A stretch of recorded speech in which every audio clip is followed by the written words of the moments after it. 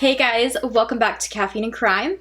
I have another haunted, spooky episode for you guys for spooky season today, and that is 1 If by Land, 2 If by Sea. We are at the halfway point of this season here on YouTube, but if you're wanting some more spooky season content, you can check out the podcast. There's a new episode every Tuesday with the current spooky season, since this season on YouTube is from last year, just now getting on YouTube, but yeah.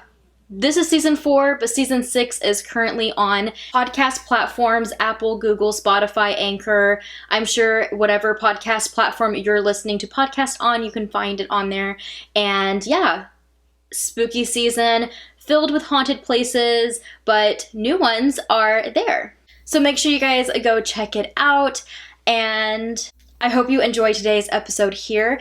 If you're a big fan of Hamilton, like myself, you probably will like today's episode because we talk a lot about Aaron Burr and his place in New York, which is now a very fine dining restaurant, 1 If by Land, 2 If by Sea. Let's jump into the history and what makes this beautiful place so haunted.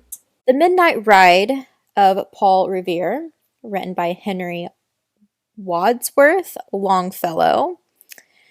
Listen, my children, and you shall hear of the midnight ride of Paul Revere. On the 18th of April in 75, hardly a man is now alive who remembers that famous day and year. He said to his friend, if the British march by land or sea from the town tonight, hang a lantern aloft in the belfry arch of the North Church Tower as a signal light. 1 if by land, and 2 if by sea, and I on the opposite shore will be, ready to ride and spread the alarm through every Middlesex village and farm, for the country folk to be up and to arm.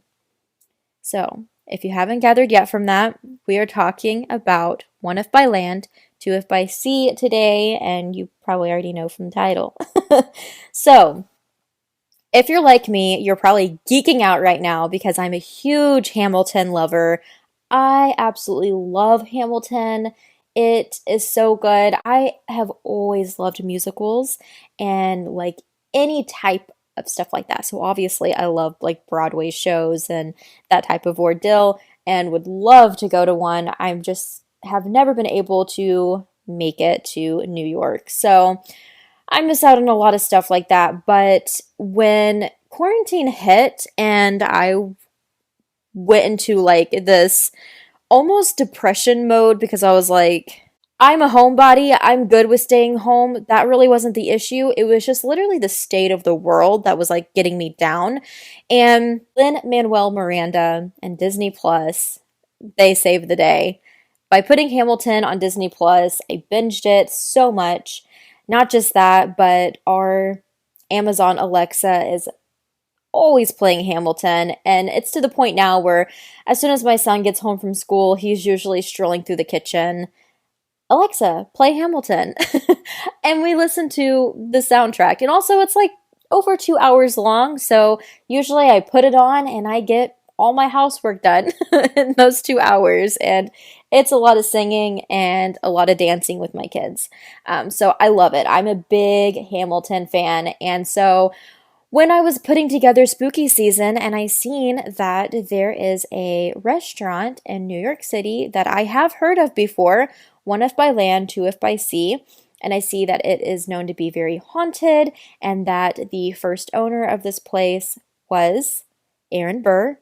I was like, all right, I'm going to geek out. I'm going to dive into the history of Aaron Burr and his family. And I really have for this. And I've been having so much fun, honestly, with this season in general. But digging into this has been like next level geeking out. So I hope you're ready if you are a Hamilton lover as well, but also if you're not, it's another haunted, spooky place, so I'm sure you're going to love it, and it's another place that I'm putting on my bucket list to visit. Alright, so some of this information I'm going to get is actually from oneifbyland.com, which is their website for the restaurant, and I wanted to go over it because it talks a lot about like what this is and also has the history behind it, which I think is really cool. Right on the main page, there's The Midnight Ride of Paul Revere, which I just read to you guys. There's the history of the duel, you guys know, of Aaron Burr and Hamilton. And then also a brief history of the carriage house. The carriage house with accompanying barn, now known as 1 if by land, 2 if by sea, has had a long and complex history tied to one of the most controversial figures in early American history. When Aaron Burr was Attorney General of the state of New York during the 1790s, he housed his coach and horses in the carriage house at 17 Barrow Street. Burr went on to become a powerful member of local and federal government, making many enemies along the way, particularly Alexander Hamilton. Their disputes eventually made it into print when some comments made by Hamilton were published in the Albany newspaper, which quoted Hamilton as saying that Burr was a dangerous man who ought not to be trusted with the reins of government. And Aaron Burr was infuriated when he read Hamilton's published comments, which came to his attention shortly after he lost the election for governor of New York. He believed that Hamilton's unrelenting insults to his character had cost him the governorship, effectively ending his political career. You guys, we know all this. If you've seen Hamilton, you know all this. And on July 11th, 1804, Burr met Hamilton in the duel on a grassy field in Weehawken, New Jersey. There were serious consequences to this history-making duel. Not only did the event end in the death of General Alexander Hamilton, a Revolutionary War hero and the first American Secretary of the Treasury, but led to the downfall of the politically powerful Aaron Burr, who was then Vice President of the United States. He also lost more of his New York property, including the carriage house, 17 Barrow Street. So he lost that in 1804 after this went down. There is a lingering mystery about this building involving a tunnel cut in a straight line from Hudson Street, which is formerly the shore of the river. It is barrel vaulted and has the look of similar passageways of 18th century military construction. It is entirely stone-lined, brick-roofed, and appeared to be the very same brick and stone as the carriage house and barn. Was a tunnel built to smuggle contraband from the shore? Was the tunnel used during the Revolutionary War? We're not really sure. The tunnel was almost certainly used later by the Underground Railway for fugitive slaves to get to the carriage house as one stop on the road to Canada and freedom. But who built them? Barrow Street remained a mews with carriage houses on both sides of the street, vegetable carts and stalls between the carriage house doors, and hogs freely patrolling the garbage. A firehouse was eventually built next door, and the carriage house had a new life as a stable and engine house. The rooms above now housed firemen instead of servants. And at this time, vegetable carts were banned from the street by city ordinance so as not to block the fire engines. The hogs were banned shortly after for health reasons during their current pandemic. We don't have hogs in our street right now, but pandemic, we're right on with that. And in the late 1890s, the city authorities sold the carriage house at 17 Barrow Street. The new owner very quietly turned it into a house for ill repute, somewhat out of the way and more discreet than those in the Tenderloin district above Madison Square. Later, about 1910, the property became a silent movie house. As the 20th century progressed, 17 Barrow Street became a bar, a restaurant, a bar again, and then another restaurant. And in 1970, it was purchased by its current owners, and they spent the next several years restoring the carriage house and finding numerous bits and pieces of earlier life in New York, including old coins, handmade horseshoes, and antique bottles dating to the early 1800s. An original hitching post was uncovered, which is still visible in the present bar area.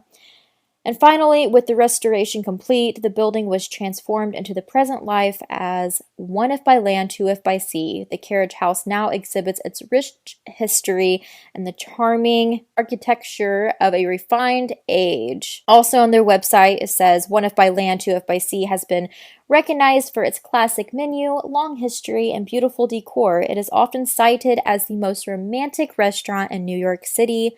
The decor features candlelit tables, brick fireplaces, a baby grand piano, and a private garden. The restaurant operates inside a historic landmark carriage house built in 1767, and it was established in 1973, one if by land, two if by sea, and soon became the go-to spot for New York City for engagements, anniversaries, and weddings. Most people are said to have announced their engagement here than any other restaurant in Manhattan. And it is super beautiful, you guys. It is so romantic and so pretty. Like I said, it's on my bucket list. I'm sure it's hella expensive to eat there, but it is on my bucket list. I want to go and I want to experience it for sure. But what are you guys here for? You guys are here for the hauntings, right? I mean, we geeked out a little bit. I thought the history was pretty cool about it. There is a little bit more history, but we're going to go ahead and dive straight into the hauntings at One If by Land, Two If by Sea. Although it's a lovely restaurant that's located in the heart of the West Village, it is said to be romantic with rich woods, white tablecloths, paintings of people who are most certainly all dead at this point, a grand piano, and ghosts. It's actually rumored to have 20 ghosts that inhabit this New York establishment. And whether or not you believe, one can feel a bit on edge when sitting alone in the quiet, side room on a dark evening, apparently. So, looking into research on this, tons of people are asking, is it actually haunted? But even the general manager, Roseanne Martino, has said yes. She says that she has experienced inexplicable experiences. She said, I've been here for 8 years and I have seen a lot. And some of the paranormal activity she describes as pretty, stuff that we hear a lot. She says that there's picture frames tilting. Sometimes they completely disappear, though, which is a little strange. Machinery activating by itself. Strange drafts, especially by the bar. Flying plates, flickering lights. Staff members will occasionally be pushed, and when they turn, no one is there. She explained that waiters have actually attempted to serve entities who are sitting at the table, the spirits craving life, and maybe some beef Wellington. Another manager, Kirk, described the restaurant like a forest. You know that there are creatures around you, but you don't necessarily see them. Maybe out of the corner of your eye, but for the most part, they remain hidden. The staff members some of them have actually quit over these experiences, but no one believes the ghost to be malicious. They say that it seems to be more practical jokes and period of time at night when women start losing their earrings when they're sitting at the bar and there's no earthly culprit to be found. Due to this, a parapsychologist who has visited the restaurant believes that there are 20 ghosts active in the building, all from different time periods. He says that they are all aware of each other. Some think that Aaron Burr himself haunts the establishment. After all, the building was Vice President Burr's carriage house. There's also great stories about other spirits, a woman who dresses in all black, who is seen walking down the staircase but never up. They theorize that she broke her neck falling down the stairs, and usually when she makes it down the stairs, she disappears. There's an entity who inhabits the office that a psychic claims to have had an encounter with. There is a ghost who is believed to be a Ziegfeld Follies girl, and the staff lights candles for her. There is a spirit of a man who likes to linger by the fireplace, one who likes to use the front door. There is quite a bit. And they say it's unclear what draws them to the space, but if something strange occurs, staff is encouraged to leave and give the spirits some space. Now I want to touch on a little bit more history of Aaron Burr, but not just Aaron Burr, but also his daughter Theodosia. And it's just making me want to just bust out into the songs right now. But I'll save that for you guys. So the ghost of Aaron Burr's daughter, Theodosia, is among its attendants. Apparently, she still lingers as well. In her adult life, Theodosia lived in Charleston, South Carolina. Along one of her journeys to visit her father in New York City, her boat, the Patriot, mysteriously disappeared in the fog, somewhat near Cape Hatteras. I don't know if I'm mispronouncing that, but since the Cape was infested with wreckers, many believed that the Patriot had been stormed by pirates, perhaps the Bloody Babes, or the Carolina Bankers. And Theodosia Burr Alston's Portrait of a Prodigy by Richard Coate, he writes, according to Colonel Dane's description of the Patriot's last day, it was allegedly intercepted by La Vengeance, captained by the bloodthirsty pirates Thaddeus Boncourt. Others, including Aaron Burr, insist that the ship's vanishing had nothing to do with buccaneers and pillagers. Instead, it had merely sunk due to the severe storm. But Theodosia's 1813 disappearance went unexplained, leaving her father feeling as if he'd been served with the human race. Although he remarried again in 1833 to a wealthy widow named Eliza, that's weird, Jamul, he never was able to fill the hole left by Theodosia.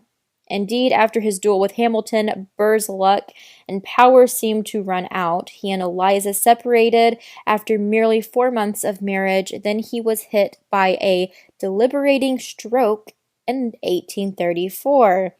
Oh my God, this guy.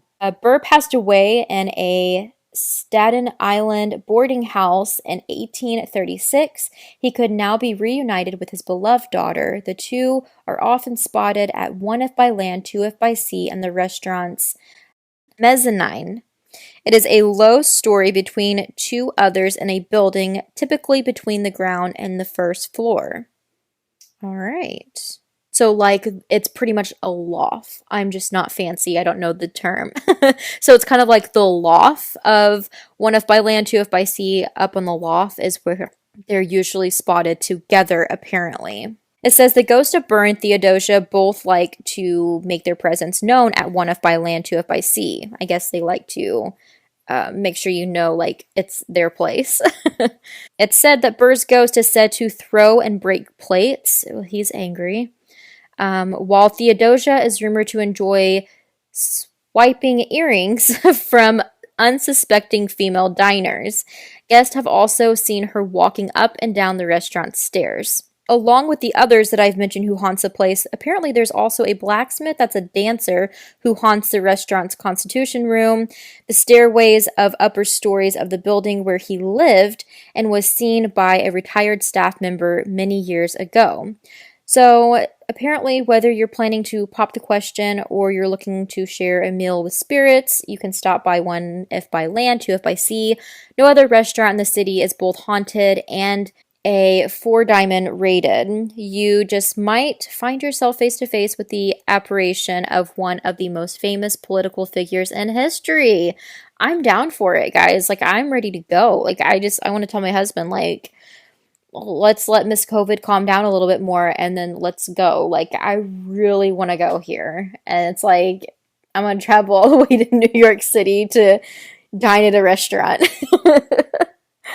Oh my gosh. But that is pretty crazy. Touch base on Aaron Burr's life. Jesus Christ. I mean, like, just trying anything he can to succeed in life. And he, really wants to be in politics and he wants to run for something. And, he's really battling it out with people, like trying to climb and get up there. And then, at one point it kind of seems like him and like Hamilton are like, friends at a time. They work close by with each other.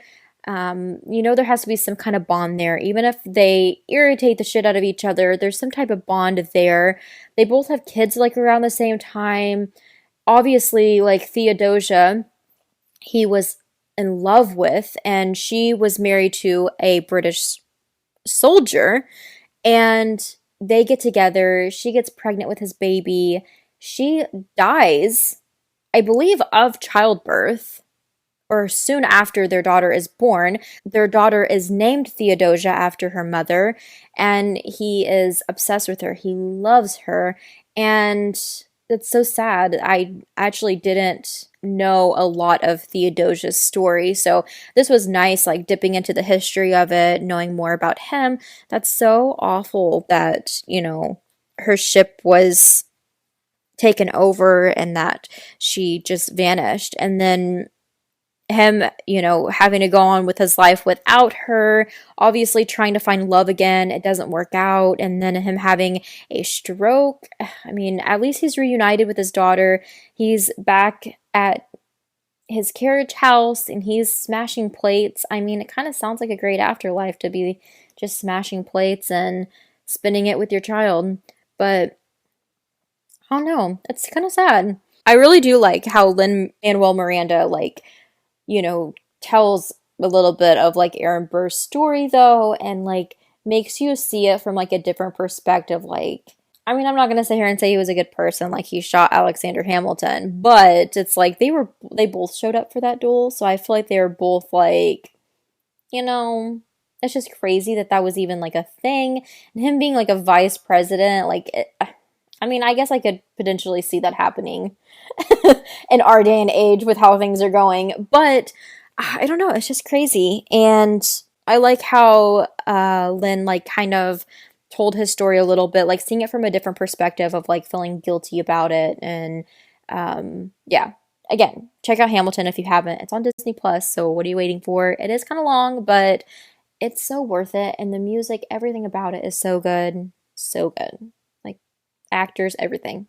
Amazing. Yeah, let me know what you guys think. Are you guys wanting to go to One If by Land, Two If by Sea? I definitely am intrigued to now, and I love knowing a little bit more of the history of it and like how it's haunted, why it's haunted. The fact that there's it's not just Aaron Burr and Theodosia, it's 18 other ghosts as well. That's pretty interesting. I think it would definitely be a cool experience. And I did read that a lot of people will not dine by themselves. And any person that has dined by themselves usually feels very uncomfortable and like paranormal activity is kind of like going on, or they actually experience something because there's that many entities in this place. So if you really want to get spooky with it, dine alone. But that's it for today. Jump over to Instagram. Let me know what you think. And also check out the blog because I'm going to have pictures of this beautiful restaurant. So let me know what you guys think. I hope you're enjoying spooky season. We're halfway through, so we still got some to go. I definitely am. And this has probably been like my funnest season to record. So I hope you guys are enjoying it. Thank you so much for listening. And I will see you guys next week. Spooky season episode 6.